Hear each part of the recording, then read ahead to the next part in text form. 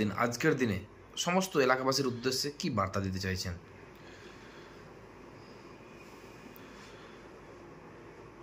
আজ শুক্রবার পবিত্র জুম্মার দিন।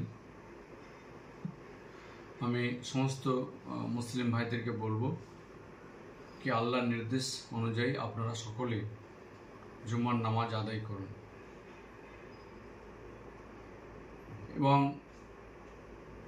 সর্বস্তরের মানুষের কাছে আমার আজকে এই পবিত্র জুম্মার দিনে আমি অ্যাপিল রাখছি যে এলাকায় যে একটা আমরা মনে করি দুর্ঘটনা বা অঘটন একটা ঘটেছে, সেটাকে ভুলে আমরা যে সম্প্রীতি ভ্রাতৃত্ব আমরা বজায়ের মধ্যে আবদ্ধ ছিলাম সেই জায়গায় আমরা পুনরায় ফিরে আসি।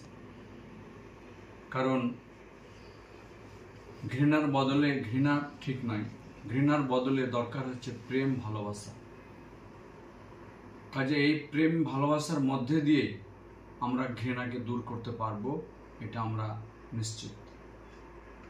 কাজে পুলিশ প্রশাসন তার যে কাজ করছে করুক, কিন্তু আমরা এলাকায় মানুষ হিসেবে আমরা যে সম্প্রীতির মধ্যে আবদ্ধ ছিলাম, যে ভ্রাতৃত্বের মধ্যে যুক্ত ছিলাম, সেই জায়গায় আমরা পুনরায় ফিরে এসে আমরা সেই জায়গাটাকে আরও মজবুত জায়গায় বানাই এবং আমাদের যে পরবর্তী জেনারেশন আছে তারাও যেন এই সুসম্পর্ক সহ সম্প্রীতি ভ্রাতৃত্বকে তারাও যেন মেনটেন রাখে, আমরা সেই পরামর্শ বা অনুরোধ রাখছি।